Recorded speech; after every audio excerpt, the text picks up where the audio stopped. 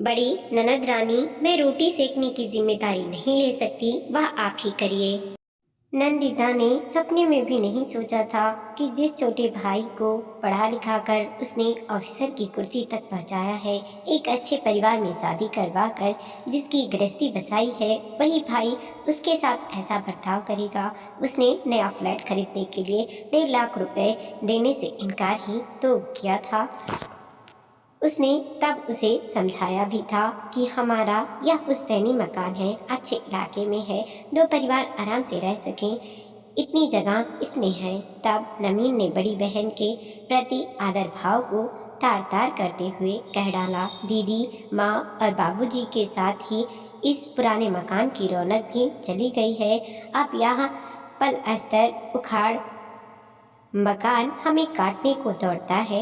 मोनिका तो यहाँ एक दिन भी रहना नहीं चाहती। मायके में वह शानदार मकान में रहती थी, कहती है कि इस खंडर में रहना पड़ेगा। उसको यह शादी के पहले मालूम होता तो वह मुझसे शादी भी नहीं करती। वह सोते जागते नए फ्लैट खरीदने की लट लगाए रहती है। आखिर में उसके तगाजे को कब तक अनसुना करूं? नंदिता ने बहुत समझाया था, पर छोटी बहन नमिता की शादी 2 महीने में करनी है। अगर जमा पूंजी फ्लैट खरीदने में निकल गई तो उसकी शादी के लिए पैसे कहाँ से आएंगे? उसका तो जीपीएफ अकाउंट भी खाली हो चुका है। नवीन उस दिन बहुत उखड़ा हुआ था। आओ देखा ना ताओ बोल पड़ा, यह आपकी चिंता है दीदी, मैं इसे पचड़े में नहीं पड़ना चाहता। नमिता की शादी करना आपकी जिम्मेदारी है, उसको आप कैसे संभालेंगी आप जाने। नंदिता आश्चर्य से छोटे भाई का मुंह देखने लगी। नवीन इस तरह की बातें कहेगा, उसने तो सपने में भी नहीं सोचा था। वह भी बिफर उठी, तुम नमिता के बड़े भाई हो, इस परिवार के एकमात्र पुरुष, इस तरह अपनी जिम्मेदारी से पिंड कैसे छुड़ा सकते हो तुम? देखो दीदी, अब मैं कोई दूध पीता बच्चा नहीं हूँ। सच बात तो यह है कि जिम्मेदारी जिसको सौंपी जाती है वही उसको निभाने के लिए पाबंद होता है। आप परिवार में सबसे बड़ी हैं। नवीन ने आज अपने मन की सारी भड़ास निकालने का फैसला ही कर लिया था। बोला, बाबूजी ने अंतिम समय हम लोगों की सार संभाल की जिम्मेदारी आपको सौंपी थी और आपने तब भी उनसे वादा किया था कि आप अपनी इस जिम्मेदारी को निभाएंगी। यह कहकर तो नवीन ने नंदिता के मुंह पर ताला ही लगा दिया था।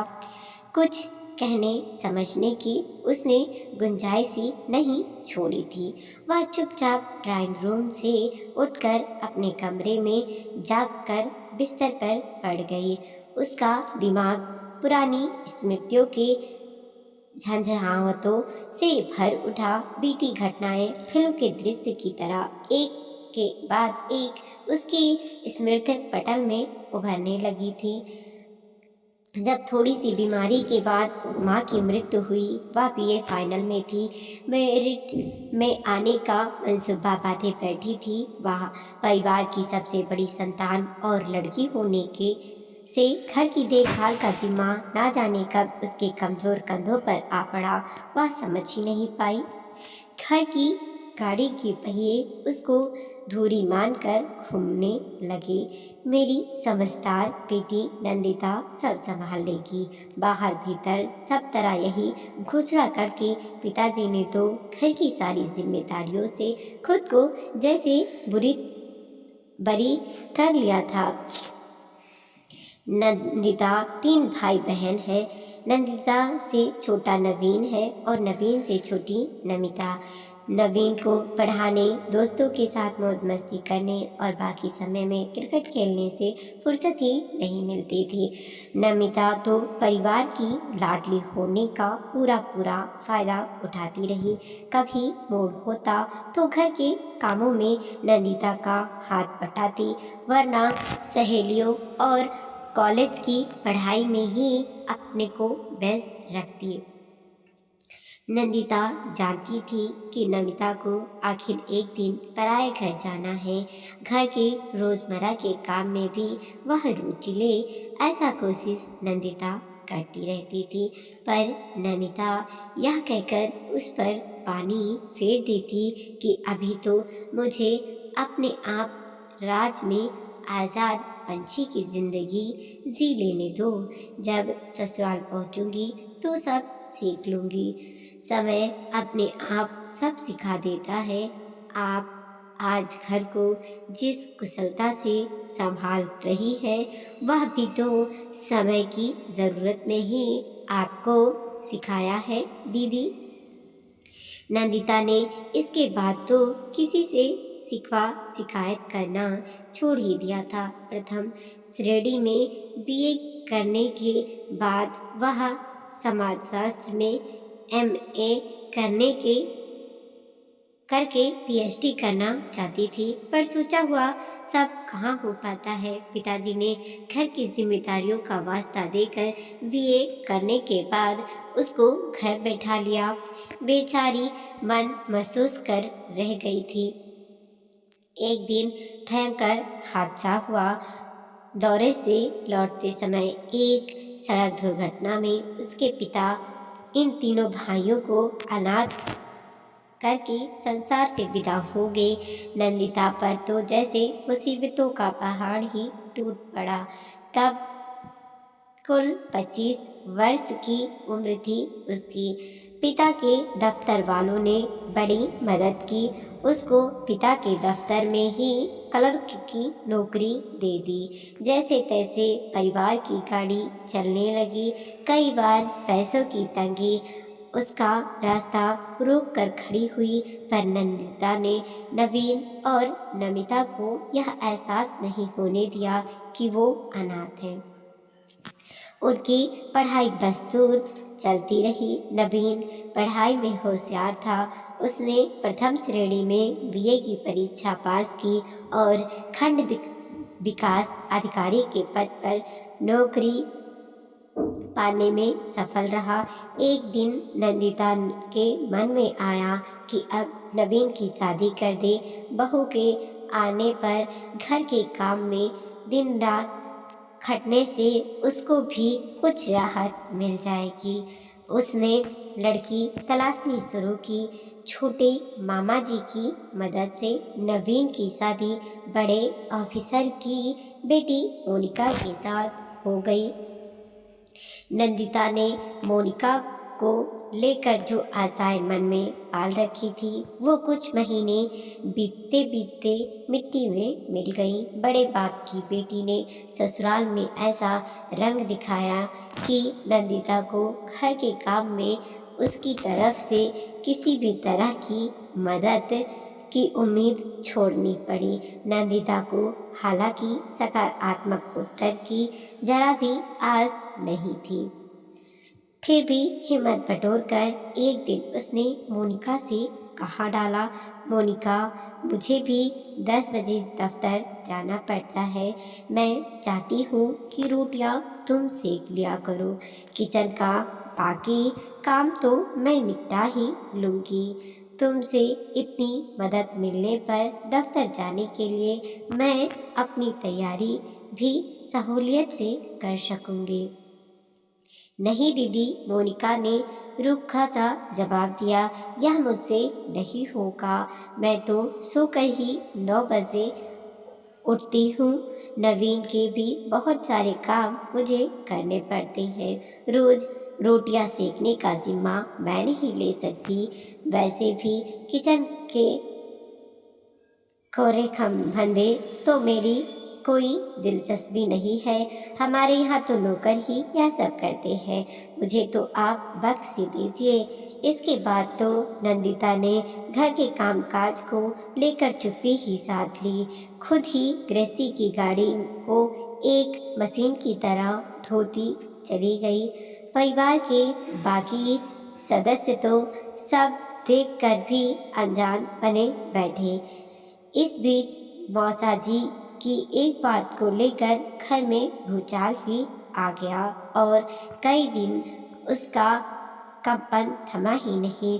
उस दिन मौसा जी ने सहज भाव से इतना ही कहा था कि उन्होंने भी नंदिता के लिए एक अच्छा सा लड़का देखा है। लड़का क्लास 2 ऑफिसर है, परिवार भी खानदानी है, आदर्श विचार के लोग हैं, दहेज की मांग भी नहीं है। नंदिता वहाँ बहुत सुखी रहेगी। मौसा जी की बात सुनकर एक मिनट के लिए तो जैसे सन्नाटा ही छा गया। नवीन और मोनिका एक दूसरे का मुंह ताकने लगे। दोनों के चेहरे पर हैरानी और परेशानी की गहरी रेखाएं खिंचती चली गईं।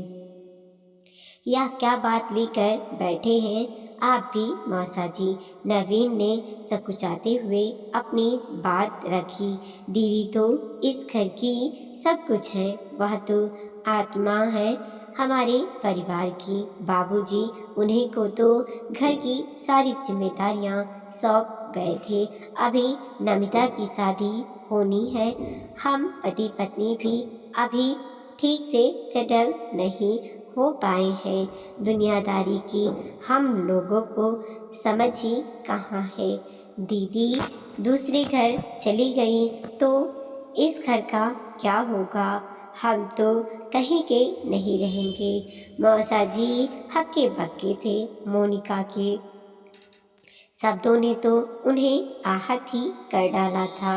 वह तैस में आकर बोली थी, दीदी यूं ही सब संभालती रहेंगी, ये विश्वास करके ही तो मैं नवीन के साथ शादी करने के लिए राजी हुई थी।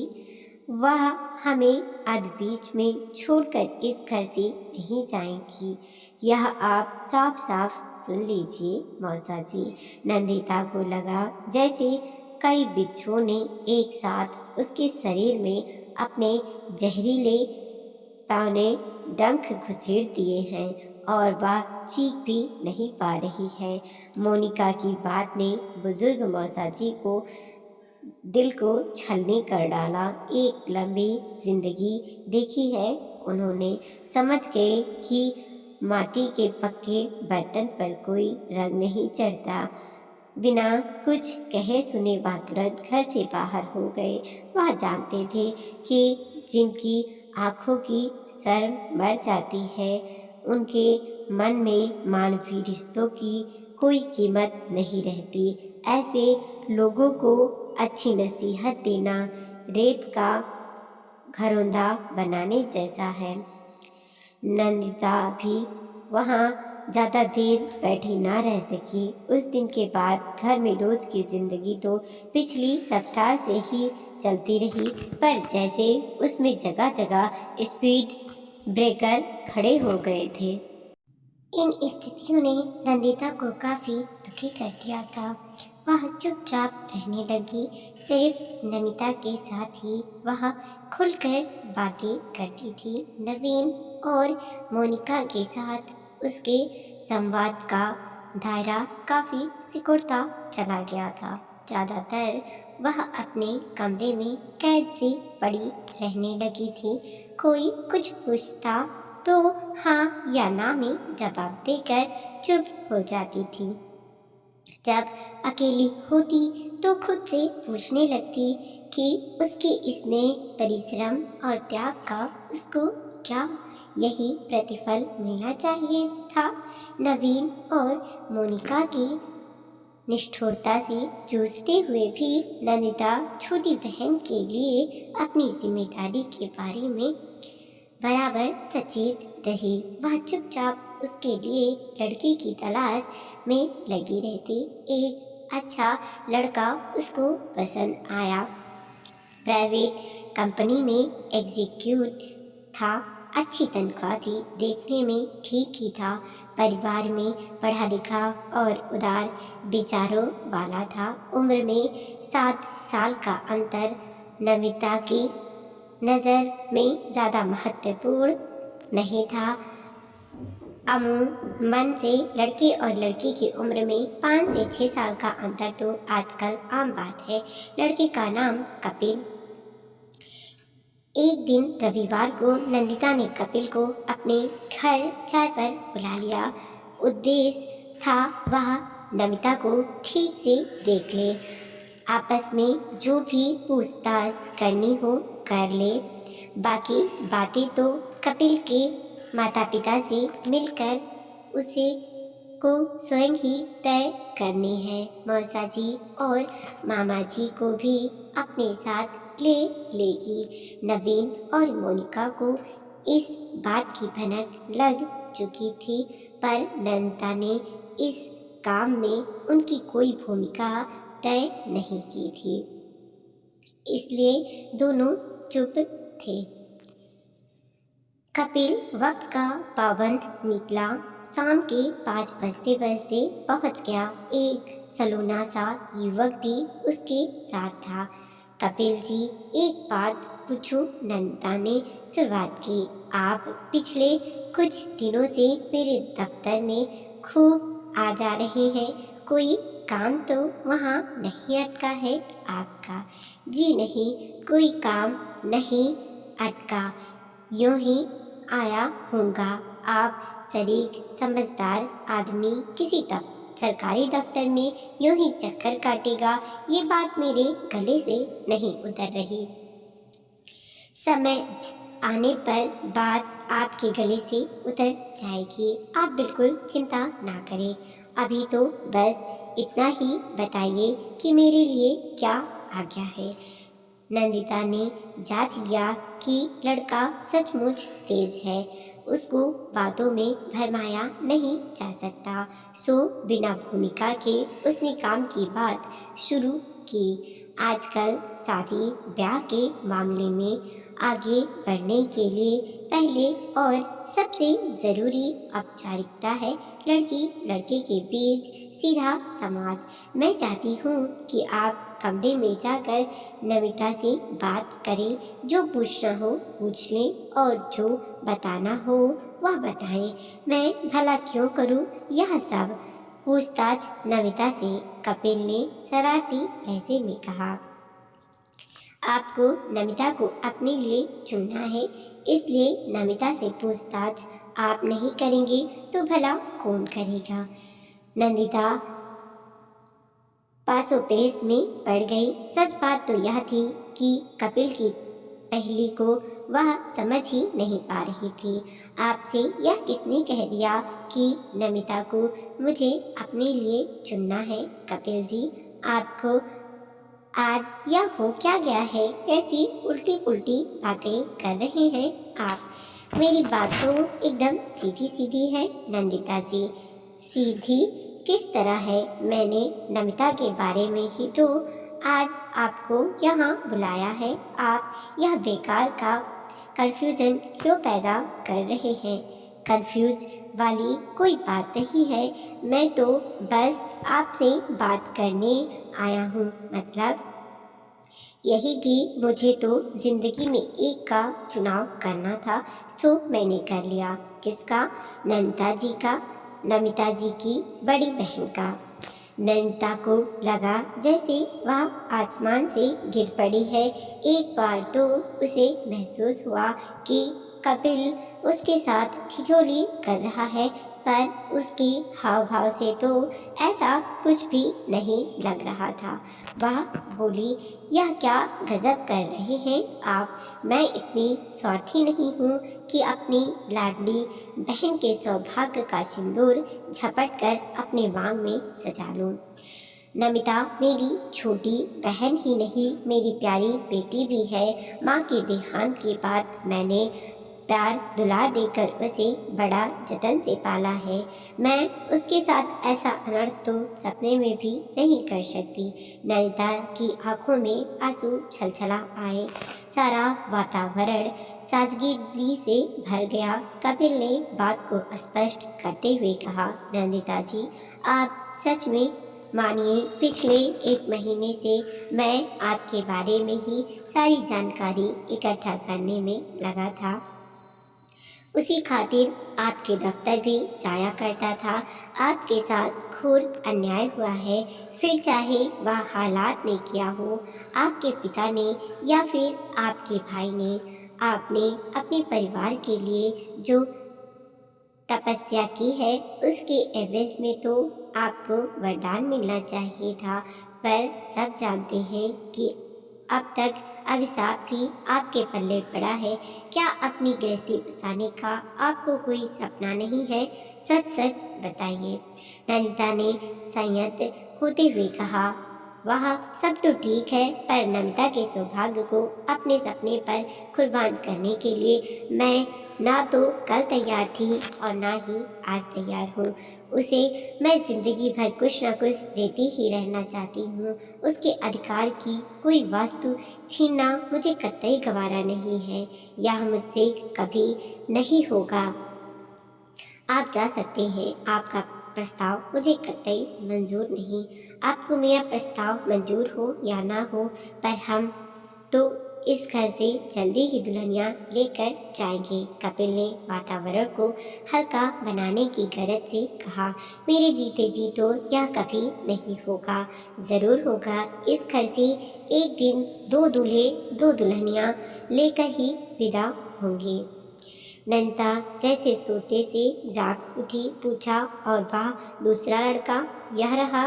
साथ में बैठे सलोने युवक की ओर इशारा करते हुए कपिल ने जवाब दिया। और इन दोनों को किसी कमरे में जाकर आपस में पूछ परख करने की जरूरत भी नहीं पड़ेगी।